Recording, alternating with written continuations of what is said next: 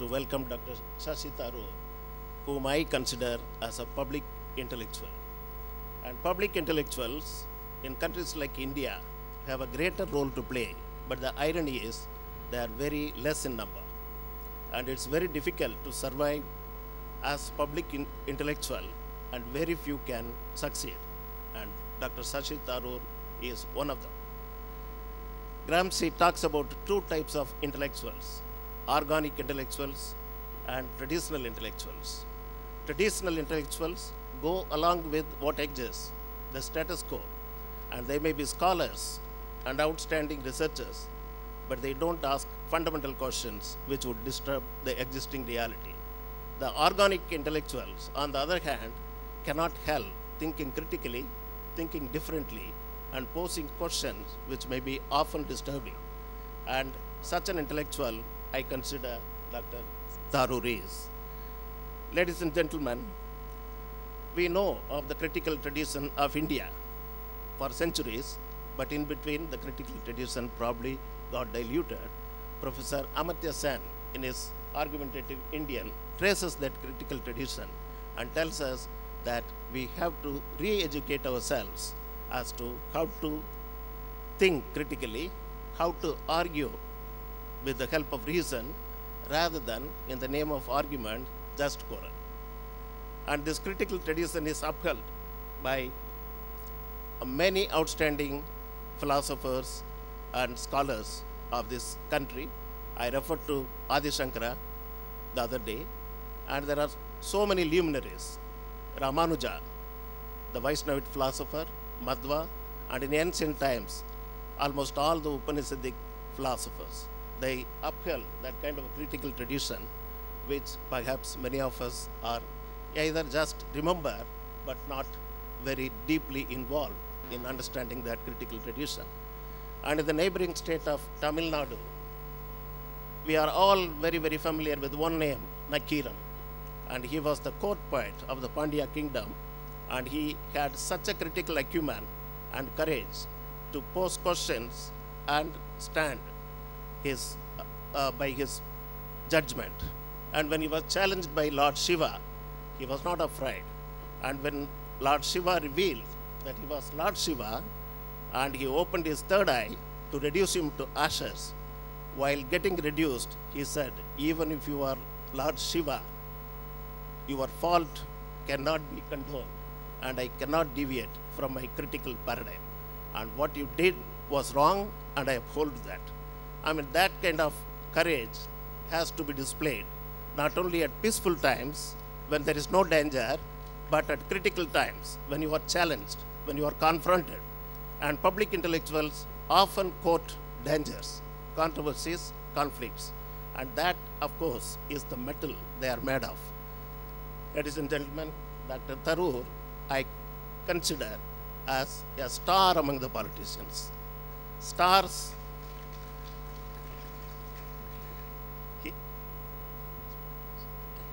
and a politician in a profound sense. When we won in the Lok Sabha election from Thiruvananthapuram constituency with more than 100,000 votes, I thought it was a sure change of Indian political culture. And stars, of course, they twinkled. Dr. Shashi Tharoor not only twitters, he also twinkles. And twinkling, for a split of second, may appear that there is no light, but the light appears again. It is its own light. It is not a borrowed light, like a planet which cannot shine without the light of the stars. Such a star is Dr. Shashi Tharoor. I take great pleasure in welcoming you to this conference on education success.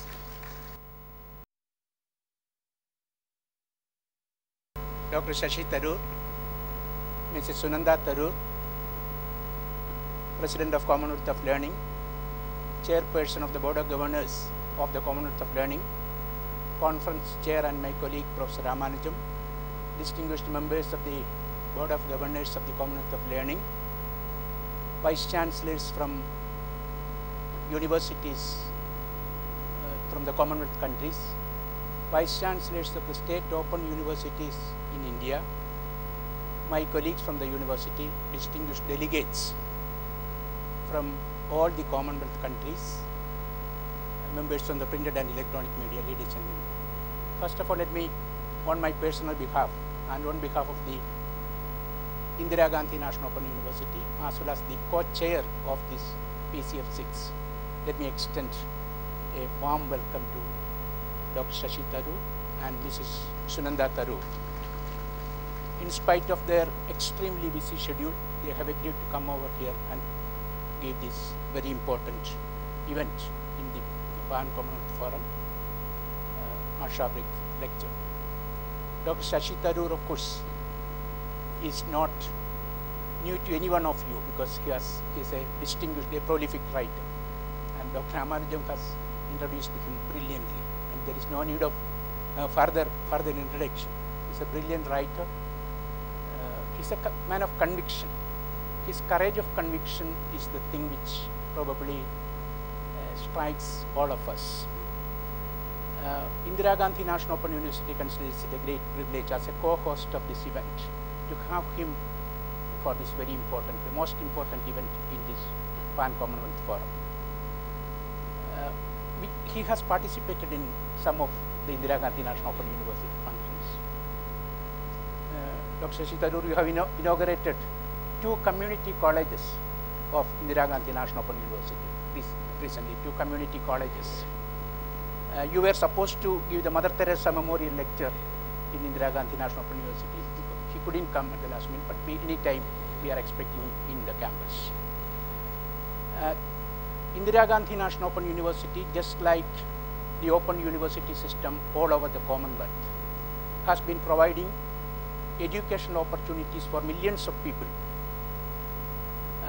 in this country and outside the country. And definitely we take pride in saying that we are offering opportunities for millions of people, because the number of people we are not offering education is several times, maybe 10, 20 times that of this.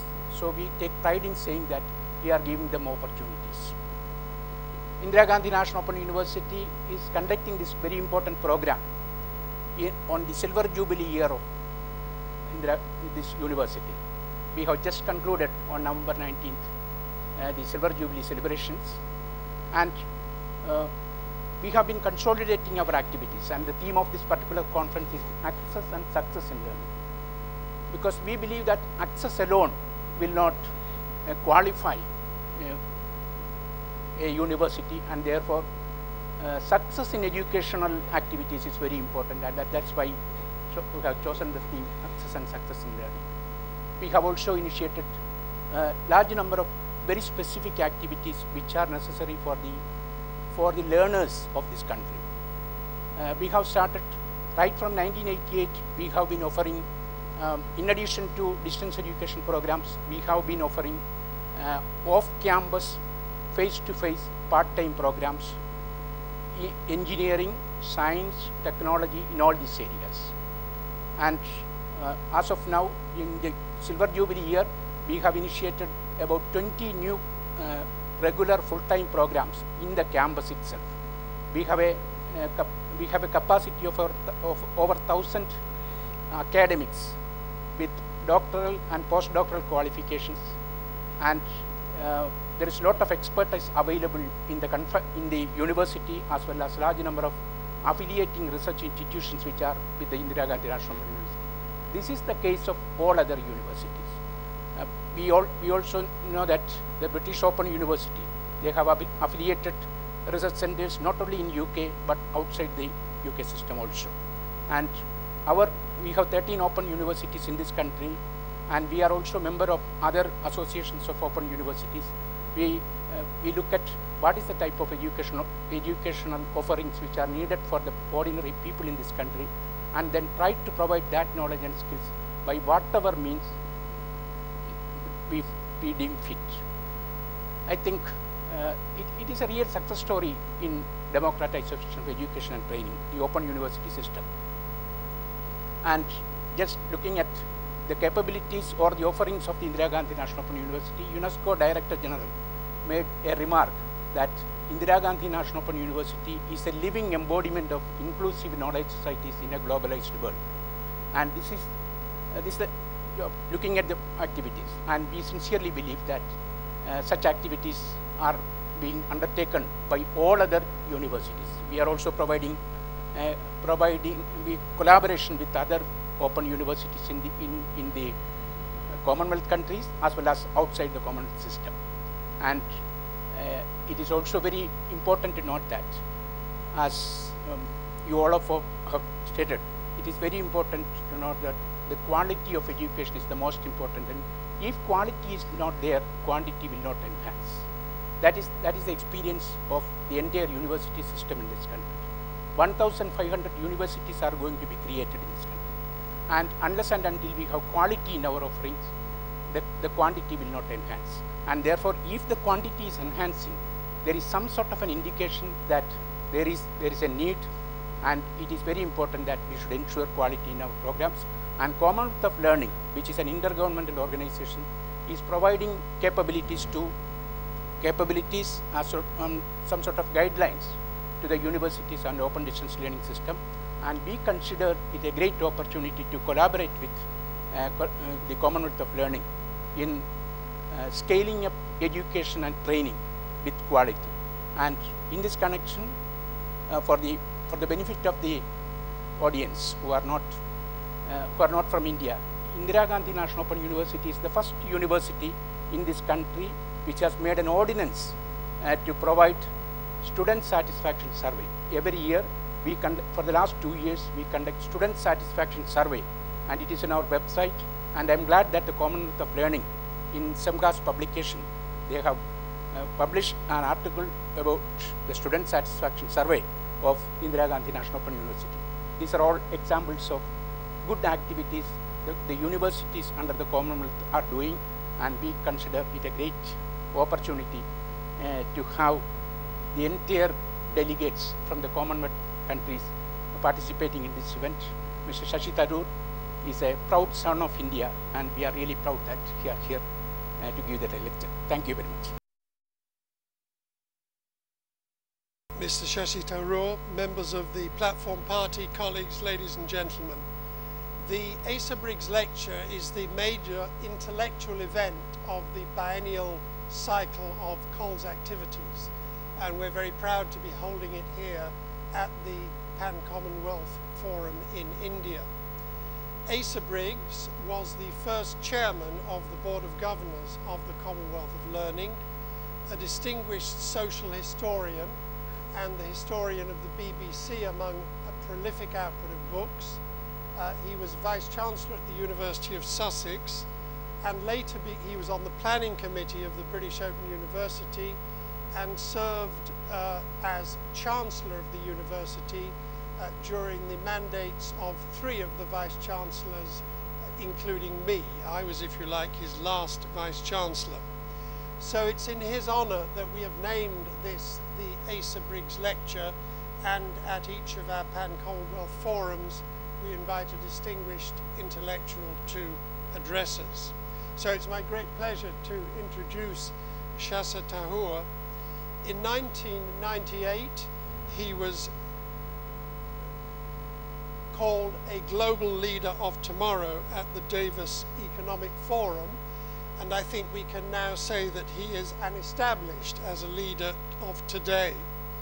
He has been an international civil servant from 1978, when he joined the United Nations High Commission for Refugees, until 2007. And during that time, he served in the UN peacekeeping operations as senior advisor to the Secretary General, and then as UN Under Secretary General for Information and Communications. He's now the MP for Trivandrum in Kerala, after serving as Minister of State for External Affairs. He's, I think, best known to many, both inside and outside India, as a prolific writer of fiction and non-fiction, and hundreds of newspaper and magazine articles contributed to both Indian and international publications. His non-fiction includes Kerala, God's Own Country, Nehru, inventor of India, and From Midnight to the Millennium. And his fiction works include the great Indian novel, Riot, and Show Business, which was made into a film as Bollywood. As you can imagine, he's in frequent demand as a speaker on a huge range of subjects that reflect his broad interest and career on India, globalization, press freedom, human rights, literacy, and India's role in the world. I can think of no one better fitted to address us for the Asa Briggs Lecture of 2010, and it gives me great pleasure to welcome him to the podium. Dr. Tharoor.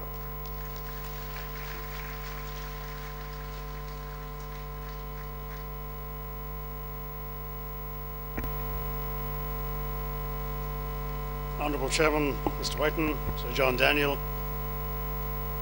has given me such a gracious introduction.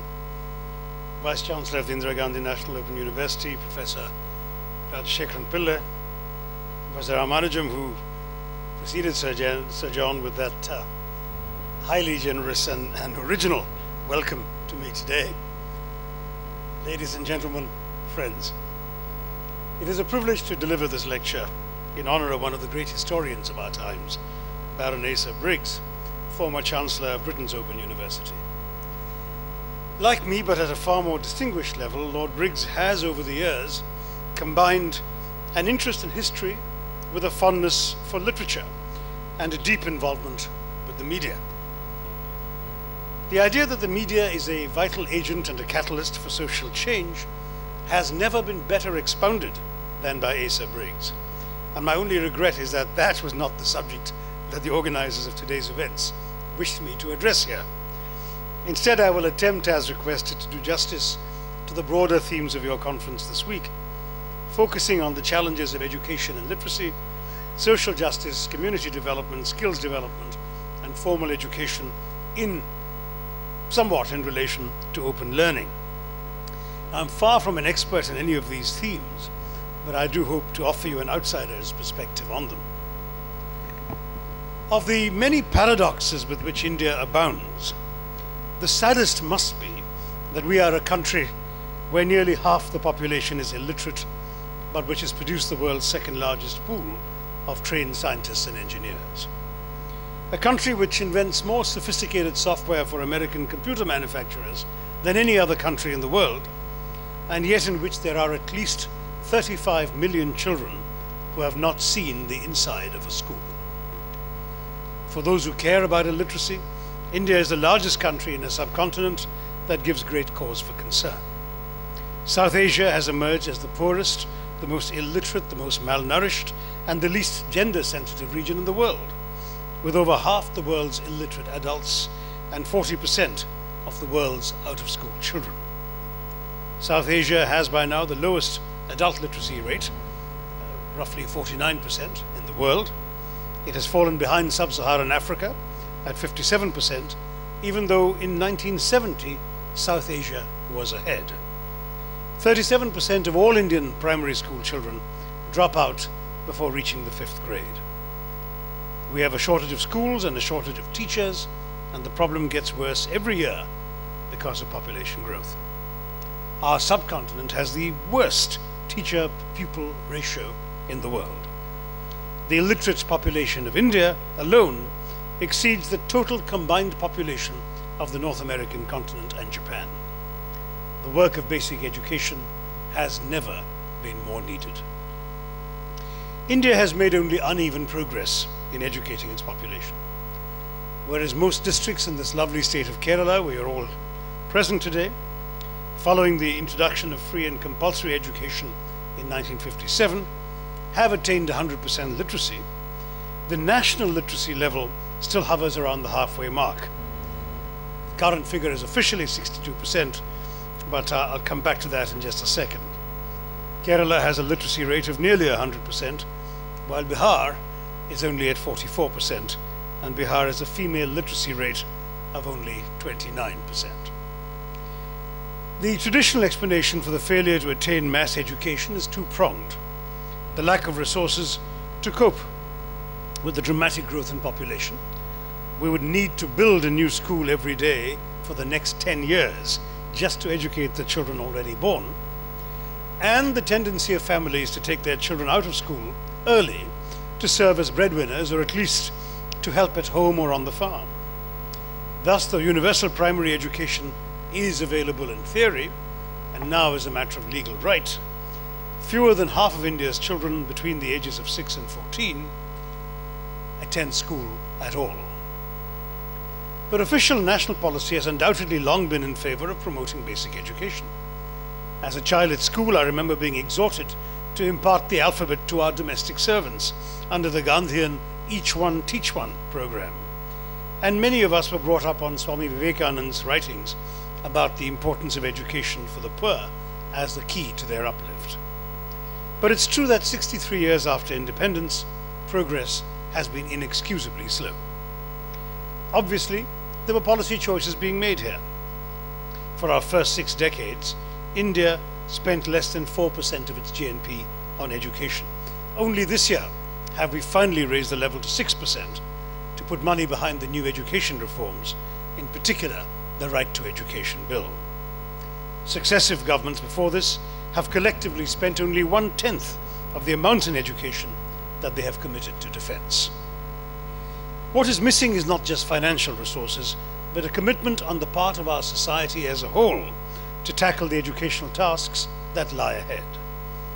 Indian politicians are all too quick to take refuge in sharp rejoinders about not drawing the wrong conclusions from the illiteracy figures. Education, some argue even today, is not always relevant to the real lives of villagers or village Indians, for India's illiterates are still smart, and illiteracy is not a reflection of their intelligence or shrewdness, which they demonstrate, of course, by voting for the very politicians who make such arguments. Fair enough, but Kerala's literate villagers are smart too. Now, that commitment is at last coming. There is a sea change in official attitudes to education, exemplified in the series of educational reforms being piloted through the current parliament. These days, there is even ambitious talk of turning India into a knowledge society. The transformation of India into a knowledge society will depend on our capacity to provide and sustain knowledgeable citizens and workers. Currently, the need for education at all levels, including continuing education, which is essential for upgrading skills and for equipping our people to face the challenges of the workplace, are largely unmet. For example, fewer than 20% of Indians reach high school. Less than 10% graduate. In the case of higher education, only about 50 million out of our population of 1.1 billion people have degrees beyond high school. Ironically, India has one of the largest higher education systems in the world, with over 350 universities and 16,000 colleges, which produce more than 2.5 million graduates on an average every year. The problem is that, according to many corporate leaders, a majority of these graduates are unemployable without extensive retraining, and outside a few ivory towers of excellence, the system is failing to provide the know-how that our society needs in its citizens and workers. Now, there has been good news. The adult literacy rate has more than tripled since 1951, from 18% in 1951 to 62 or 66, depending on whom you listen to, today. But, as I said, I would come back to it, one must be wary of these figures. UNESCO, as Sir John Daniel certainly knows, defines an illiterate person as one who cannot, with understanding, both read and write a short, simple statement on their everyday life. By that definition, I suspect that fewer than half our population would really qualify as literate. The increase is even more dramatic for female literacy, from 9% at the time of independence to 43% in 2001. The gender gaps have been closing as female literacy increased much faster than male literacy, and I expect to see even better numbers in the 2011 census. The task of providing elementary education to all children is massive. India is making a major effort now to expand primary education. Our primary school system has become one of the largest in the world, with 150 million children enrolled, And on a typical day, roughly 290 million students are attending classes somewhere in India. But it's not enough. We hear more and more from progressive economists about the importance of what they call human capital. Human capital is defined as the stock of useful, valuable, and relevant knowledge built up in the process of education and training. Literacy is the key to building human capital. Education becomes indispensable, and human capital is the vital ingredient in building a nation. There is no industrial society anywhere in the world today with an adult literacy rate of less than 80%. No illiterate society has ever become an industrial tiger of any stripe, let alone a superpower. The key strategy, or at least a key strategy for creating sufficient and appropriate human capital, is to focus on basic education for all, starting with the young child. As Gabriela Mistral, the Nobel Prize-winning poet, so poignantly said, "We are guilty of many crimes, but our worst sin is abandoning the child, neglecting the foundation of life. Many of the things we need can wait. The child cannot. We cannot answer tomorrow. Her name is today." What is striking from the international experience is that whenever and wherever basic education was spread, the social and economic benefits have been quite striking and visible. The development strategies followed in recent decades by Japan, the East Asian industrializing tigers, and China laid a firm basis for equitable growth by massive investments in basic education for all. Literacy was fundamental not only to accelerating the economic growth of these countries, but to distributing resources more equitably and thereby to empowering more people. It's a truism today that economic success everywhere is based on educational success. And literacy is the basic building block of education. It's not just an end in itself. Literacy leads to many social benefits, including improvements in standards of hygiene, reduction in infant and child mortality rates, decline in population growth rates, increase in labor productivity, rise in civic consciousness, greater political empowerment and democratization, and even an improved sense of national unity as people become more aware than before of the country to which they belong and the opportunities beyond their immediate horizons. Education is also a basic component of social cohesion and national identity. The foundation for a conscious and active citizenship is often laid at school. Literacy and education play key roles in the building of democracy. In this state, my home state of Kerala, provides a striking example of how higher levels of literacy lead to a more aware and informed public. Because of the extraordinarily high levels of adult literacy here, as I said, nearly 100% compared to the official Indian figure of 66%, nearly half the adult population in Kerala reads a daily newspaper, compared to less than 20% elsewhere in India. 1 out of every 4 rural laborers reads a newspaper regularly, compared to less than 2% of agricultural workers in the rest of India. So literacy leads directly to an improvement in the depth and quality of public opinion, as well as to more active participation of the poor in the democratic process. This means that education plays an important role in the attainment of social justice. Educational institutions are expected to equip their students to the best of their capabilities to secure a meaningful place in society. Education is also the great leveler, fostering a process of developing an egalitarian society. But when a large number of people are excluded from the educational system, they cannot participate meaningfully in the economic, social, and cultural life of their communities. Educational reforms are thus required to address the needs of students, children really, who are particularly vulnerable to marginalization and exclusion. Access to education is a fundamental social need. But access to education, I'm conscious I've missed your discussions on the subject here, in my view has to move beyond merely securing admissions in various courses and programs leading to degree certificates and diplomas.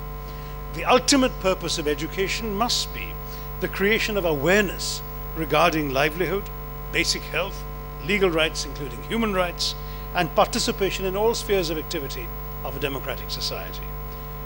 placing emphasis on inclusive growth and development. The Indian Constitution, in its preamble, advances the idea of social justice and equality of status and opportunity to all. And Article 14 establishes that the state shall not deny to any person equality before the law or equal protection of the law. Article 15 prohibits any kind of discrimination on grounds of caste, creed, sex, birth, and so on.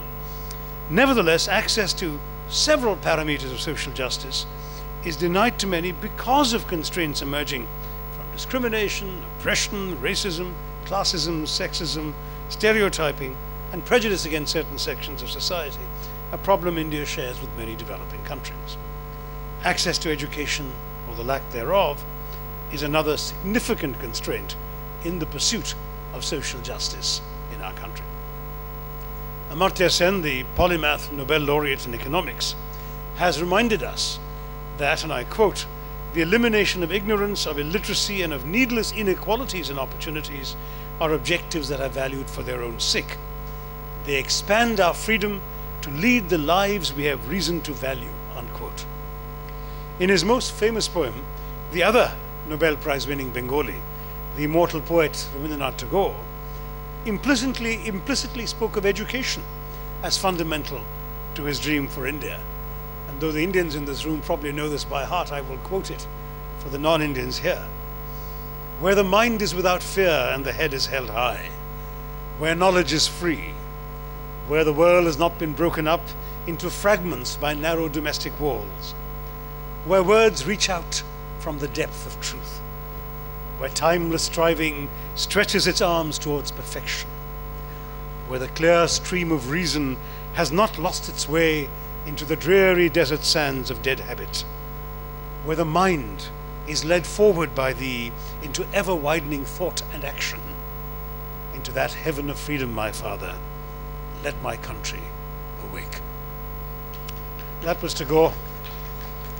And it was therefore in a place where the mind is without fear and the head is held high, where knowledge is free, and where the mind is led forward into ever-widening thought and action, that Tagore hoped his India would awake to freedom.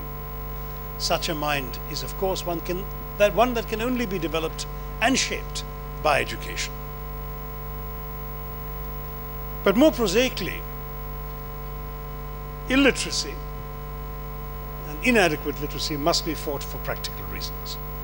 How are we going to cope with the 21st century, the information age, if half our population cannot write a sentence about themselves or read a newspaper, let alone use a computer keyboard or surf the net?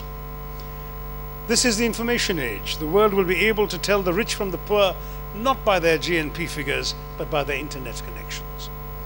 Illiteracy and poor levels of educational attainment are self-imposed handicaps in a race we have no choice but to run. India's significant progress in developing information and communications technologies, or ICT, can also be a major asset here. The use of ICT in expanding educational opportunities, particularly in supporting open learning, should not be underestimated. With improved broadband connectivity, ICT can allow a single teacher to reach a dozen classrooms in far-flung and remote areas of the country. ICT will also permit a focus on the role that open education resources play in enhancing the quality and reach of education. India is never going to be a great 21st century power if it doesn't educate its young. All of them, not just the ones who can afford an education. And what I say of India is true of every other developing country represented in this room today. Absorbing new technologies, raising productivity levels, improving the competitiveness and quality of exports, all hallmarks of development in the 21st century, all depend on the skills of a country's workforce. In the countries of East Asia, the so-called tiger economies, labor productivity has been rising approximately by 10% a year. And at least half of this can be attributed to investments made in education and technical skills. There is an increasing need in India for skilled manpower across all sectors of the economy. With India's increasing economic might, the big and growing gap between the demand for and supply of skilled people is widely felt. A study by the Observer Research Foundation concludes that by 2022, India will need to meet the target of skilling and upskilling 500 million people. the target cannot be met by the government of India alone or by conventional educational institutions alone. It has to be a combined effort by public and private institutions, embracing different government ministries, development partners, NGOs, private and faith-based providers, local community groups, educational institutions, and the corporate sector. It will need new vocational training institutions that are yet to be established, as well as recourse to two important assets of the Indira Gandhi National Open University, community colleges and distance learning. But we must start early, well before we get to the university stage, with India's young children. It is true that while the government recognizes the needs, it has neither the resources nor the ability to deliver quality education to all of India's children. Education is a state subject in our federal constitution, so its quality varies widely, from Kerala's record in putting all children through school to Bihar's female illiteracy rate of 29%. Our state governments have not been able to enroll all children between the ages of 5 and 10 in school, nor are they able to retain the ones they enroll. Some drop out, as I mentioned earlier, because their families can't afford to keep them in school when they could be out to work in the fields or weaving rugs or making footballs. Some because the teaching is so abysmal that they don't learn anything at school anyway. Ensuring that the students achieve decent learning outcomes and acquire values and skills that enable them to play a positive role in their societies is a remote prospect. One ignores at one's peril the role of education in nurturing the creative and emotional growth of learners and helping them to acquire values and attitudes for responsible citizenship. As I stated earlier, more Indian kids have never seen the inside of a school than those of any other country in the world. And those who have may not see a teacher, since we hold the world record for teacher absenteeism, or be given the books and learning materials without which the educational experience is incomplete. But since you were amused by that comment, let us spare a thought for the poor teacher. In India, teachers are too often underpaid, underappreciated, and therefore undermotivated. We have a nationwide shortage, no wonder, of 25 lakh, 2.5 million teachers. And several of those who do exist on the rolls, especially in our village schools, don't actually teach. They show up once a month to collect their government salary and are AWOL the rest of the time. Teachers are, or should be, the biggest influence on their impressionable charges, at least after their parents. Their impact on young lives is profound and long-lasting. They shape the character, the curiosity level, and the intellectual potential of their students. In other words, they help shape our society. So far, undervalued and in many cases underqualified, they are doing an uneven job. How on earth can we maintain our much vaunted economic growth rates if we don't produce enough educated Indians to claim the jobs that a 21st century economy offers? We rely on a handful of excellent private and missionary schools, a large number of uneven but mostly hopeless government schools, millions of kids with no schooling at all, and the efforts of a number, not large enough, of charitable organizations. This is why distance learning becomes so important, because it's an important tool for ensuring access to quality education. The Somali Distance Education for Literacy program, for example, that I read about, teaches literacy, numeracy, and life skills through weekly radio programs, print materials, and face-to-face instruction. In a country without a functioning government and an ongoing civil war, they have over 10,000 registered learners, with at least 70% of them women and girls in about 350 classes. Similarly, the Open School Society in India reaches out to over 100,000 learners, many of whom are dropouts, children from the underprivileged castes, and learners with disabilities. The program also has the advantage of being able to provide equivalence with the formal educational system while remaining culturally and linguistically relevant to local needs. And for people with disabilities, especially those in remote rural areas, there is no substitute for distance learning. India's National Sample Survey shows that the non-availability of schooling facilities in India accounts for about 10% of the never enrolled in our rural areas and about 8% in urban India. The difference between the sexes is larger in the urban areas. A large number of people, both in rural and in urban India, particularly women, cannot avail of the educational services because of their participation in household economic activities and other socio-economic reasons. In all such cases, the importance of distance learning cannot be overstated. Education also plays a vital part in community development, broadly defined as a set of values and practices which permits a community to overcome poverty and disadvantage, knitting the society together at the grassroots and deepening democracy. Education is one of the most essential aspects of a developed community. Throughout time, universities have played an important social role through the creation, preservation, and extension of knowledge to and within communities. Universities cannot afford to remain as oases of excellence when the communities sustaining them are silently turning into deserts. The linkage between universities and communities is vital. There is a need for universities to reach out to communities and to make their policies and structures more flexible and relevant to community development. Community-based learning enriches coursework by encouraging students to apply the knowledge and analytical tools gained in the classroom to the pressing issues that affect the daily lives of people in the communities around them. A useful example of the advantages of community-based learning is soil fertility management in Western Kenya. Farmers and researchers used community-based learning approaches and jointly developed an approach built on farmers' folk ecology and outsiders' knowledge, while going beyond methods that were merely curriculum-driven. Similarly, the Learning for Farming program in several Commonwealth countries has been advantageous in linking farmers to the information that can help them improve their livelihoods. Might add that community radio can be another beneficial tool for community-based learning. It can play an essential role in giving young people the skills that can lead to better livelihoods and help them seek employment or self-employment. It can also raise awareness on health, which is also a developmental challenge in several developing countries represented here today.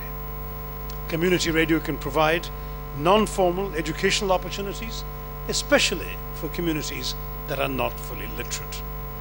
Radio dramas, storytelling, interviews in particular, are effective and low-cost ways of making community voices an integral part of the learning process.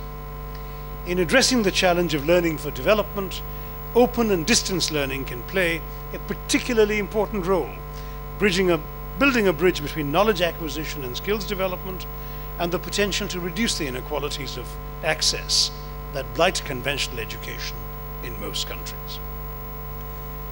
But since I've mentioned gender difference, I think before I conclude, I think it's essential to focus on that specific aspect of the education challenge across the world and specifically in my country today. In my view, the other sad aspect of India's literacy statistics is the disproportionate percentage of women who remain illiterate. 60% of India's illiterates are women. And female literacy at 43%, this is of course the census of 10 years ago, but still was 26 percentage points below male literacy at 69% in that figure. No society has ever liberated itself economically, politically, or socially without a sound base of educated women. I don't know whether Sir John had the same experience, but one of the most difficult questions I used to find myself being asked when I was a UN official, especially when I was addressing a generalist audience, is what is the single most important thing that can be done to improve the world? It's a kind of question that brings out the bureaucrat and the most direct of communicators, as one feels obliged to explain how complex are the challenges confronting humanity, how no one task alone can be singled out over other goals, how the struggle for peace, the fight against poverty, the battle to eradicate disease must all be weighed side by side, and so mind-numbingly on. But of late, I decided to cast my caution to the winds and ventured an answer to this most impossible of questions. If I had to pick one thing we must do above all else, I tell people, I now offer a two-word mantra: educate girls. It really is that simple. It really is that simple. There is no action proven to do more for the human race than the education of the female child. Scholarly studies and research projects have established what common sense might already have told us, that if you educate a boy, that's a good thing, you educate a person. That if you educate a girl, you educate a family and benefit an entire community. The evidence is striking. Increased schooling of mothers has a measurable impact on the health of their children, on the future schooling of the child, and on the child's adult productivity. The children of educated mothers consistently outperform children with educated fathers and illiterate mothers. Given that they spend most of their time with their mothers, this is hardly surprising. A girl who has had more than 6 years of education is better equipped to seek and use medical and healthcare advice, to immunize her children, to be aware of sanitary practices from boiling water to the importance of washing hands. A World Bank project in Africa established that the children of women with just 5 years of school had a 40% better survival rate than the children of women who had less than 5 years in class. A Yale University study showed that the heights and weights for newborn children of women with a basic education were consistently higher than those of babies born to uneducated women. A UNESCO study demonstrated that giving women just a primary school education decreases child mortality by 5 to 10%. The health advantages of education extend beyond childbirth. The dreaded disease AIDS spreads twice as fast, as a Zambian study established, amongst uneducated girls than amongst those who have been to school. Educated girls marry later and are less susceptible to abuse by older men. And educated women tend to have fewer children, space them more wisely, and so look after them better. Women with 7 years education, according to one study, had 2 or 3 fewer children than women with no schooling.